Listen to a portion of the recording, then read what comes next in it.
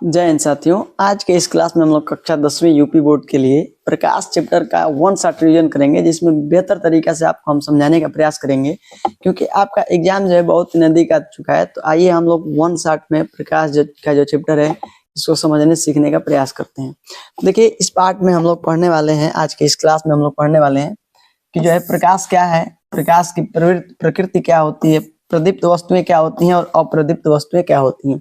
आज के इस क्लास में, बहुत ही छोटी सी क्लास में, इस सब चीजों को हम लोग सीखने का प्रयास करेंगे। इस तरह से कर करके हम लोग एक वीडियो में इस प्रकाश के चैप्टर को जल्दी खलास कर लेंगे।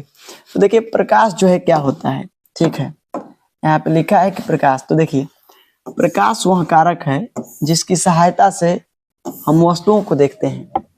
कहने का मतलब है कि प्रकाश एक कारक है जिसकी उपस्थिति में हमें वस्तुएं जो है दिखाई देती हैं। आप कल्पना करिए या उस पल को महसूस करिए कि जब अंधेरे में, रात के समय आप अंधेरे कमरे में रहते हैं, अचानक से लाइट चली जाती है, तो उसमें क्या होता है, आपके अगल बगल जितनी भी वस्तुएं होती हैं वो वस्तुएं दिखाई देना बंद हो जाती हैं। इसका मतलब यह है कि प्रकाश जब नहीं रहता है, ठीक है, उस स्थिति में हमें वस्तुएं दिखाई नहीं देती हैं, ठीक है। तो जब प्रकाश उपस्थित रहता है उसी समय हमें वस्तुएं दिखाई देती हैं। तो प्रकाश से ही एक ऐसी चीज है, प्रकाश ही वह कारक है जिसकी उपस्थिति में हमें सारी वस्तुएं दिखाई देती हैं। हम आपको इसीलिए दिखाई दे पा रहे हैं क्योंकि यहाँ पे लाइट है, प्रकाश है।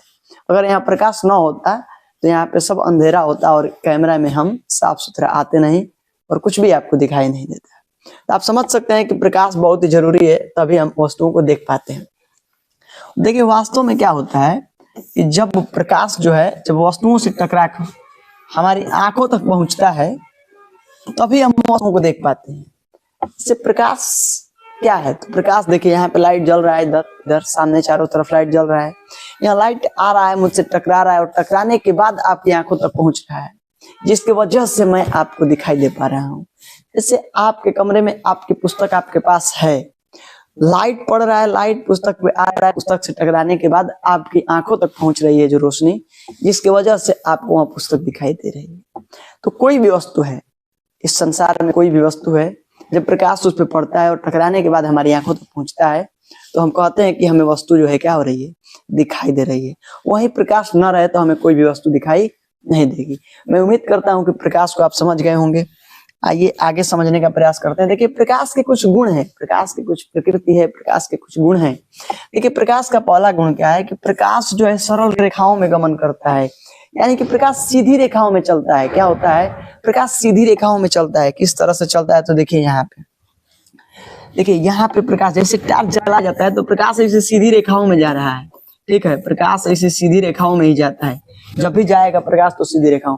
जैसे टॉर्च आप जलाते हैं तो देखते होंगे कि टॉर्च जो है सीधा ऐसे फोकस मारता है ना, तो उस तरह से प्रकाश जो है सीधी रेखाओं में गमन करता है। ऐसा नहीं है कि प्रकाश ऐसे जा रहा है, बीच में कुछ आ गया तो आगे नहीं नहीं चलो हम ऐसे मुड़ के, ऐसा नहीं होता है। प्रकाश हमेशा सीधी रेखाओं में ही चलता है, यानी कि प्रकाश को चलने के लिए सरल रेखीय गति करनी होगी, यानी कि सरल रेखा में, यानी कि सीधी रेखा में चलता है, ठीक है। आगे देखिए, प्रकाश जो है अपारदर्शी वस्तु, ठीक है ना, प्रकाश जो है अपारदर्शी वस्तुओं की तीक्ष्ण छाया बनाता है। कहने का मतलब है, अपारदर्शी वस्तु का मतलब आप अभी ये समझिए, आगे हम पढ़ेंगे। अपारदर्शी का मतलब समझिए कि जिसके आर पार प्रकाश न जा सके, ठीक है ना, यानी कि उसके आर पार प्रकाश नहीं जाएगा, उससे हम लोग कहेंगे अपारदर्शी। आप ऐसे समझिए कि कोई ऐसी चीज जिसके आप आर पार देख नहीं सकते हैं, उसे आप कह सकते हैं अपारदर्शी। जैसे आपके कमरे में आपका दीवार है, आपकी पुस्तक भी हो सकती है, आप देखेंगे तो पलट दिखाई देगा, नहीं देगा, तो वहां अपारदर्शी हो जाएगा।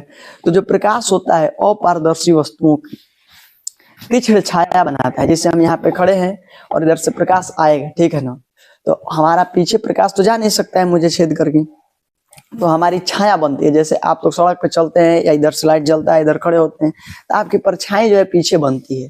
तो वही प्रकाश जो है क्या करता है, वस्तुओं की तीक्ष्ण छाया, यानी कि अपारदर्शी वस्तुओं की तीक्ष्ण क्या करता है, छाया बनाता है।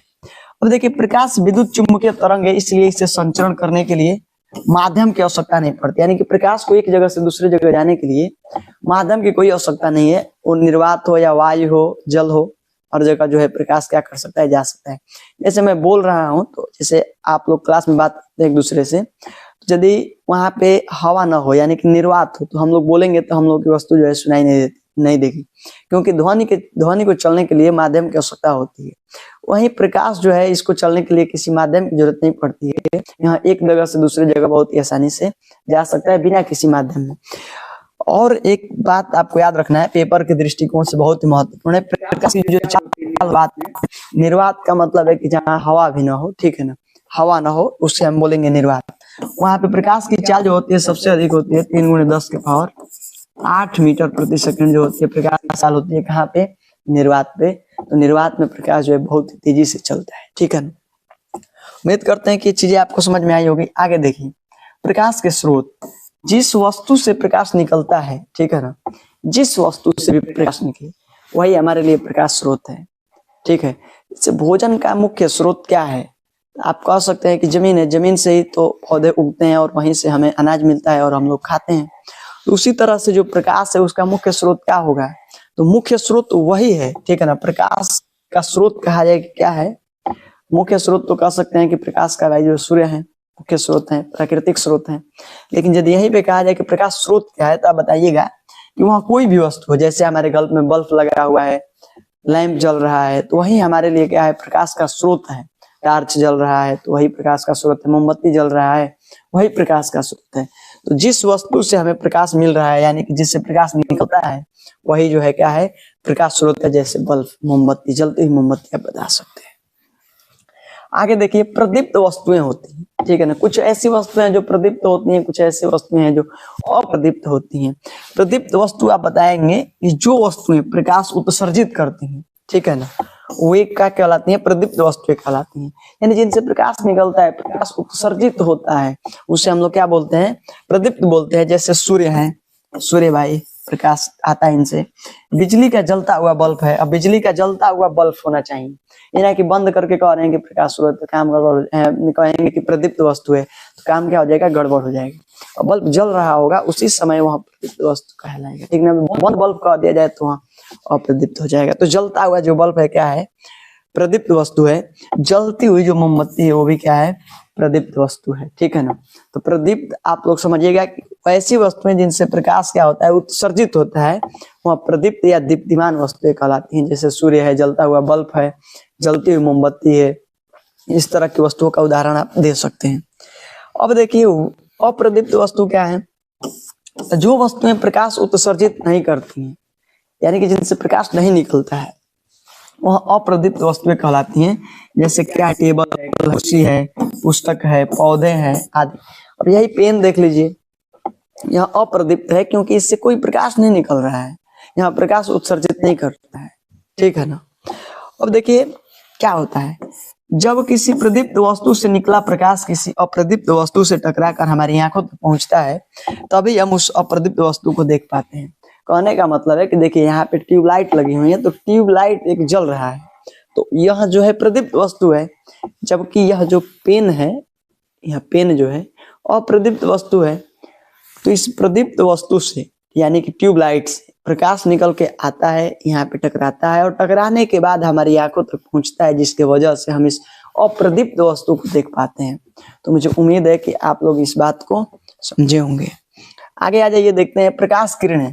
प्रकाश के चलने के पथ को हम लोग क्या कहते हैं? प्रकाश किरणें कहते हैं। यानी कि प्रकाश जिस पथ में चलता है वही क्या है? प्रकाश किरण है।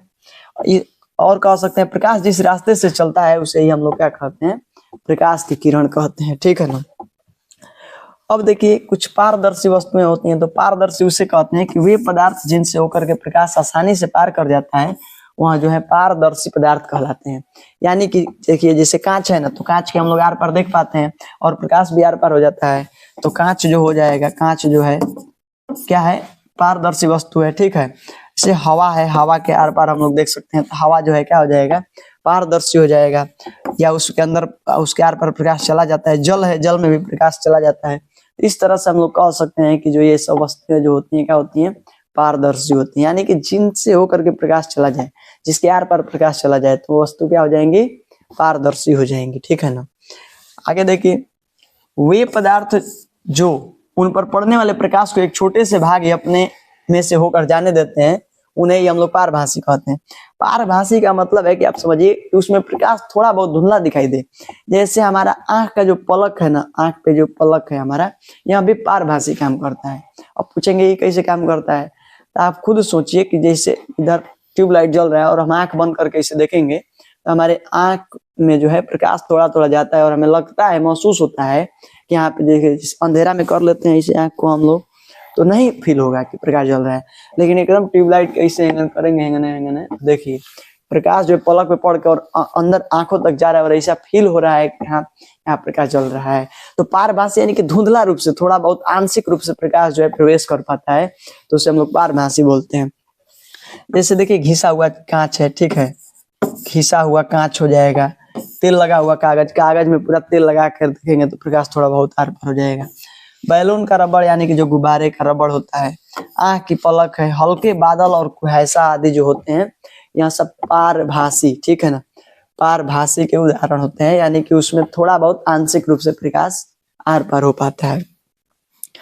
अब देखिए अपारदर्शी, वे पदार्थ जो प्रकाश को अपने में से होकर नहीं जाने देते हैं अपारदर्शी कहलाते हैं। जैसे लकड़ी, लोहा, पत्थर, अलकतरा, पेंट, मोटा गत्ता, धातु की कोई भी प्लेट हो, तो उस तरह के वस्तुओं को हम लोग क्या कहेंगे, अपारदर्शी। अपारदर्शी जैसे दीवार है आपके पास, यहाँ अपारदर्शी होगा, यानी कि अपारदर्शी वस्तुओं के आर पार प्रकाश नहीं जा पाता है।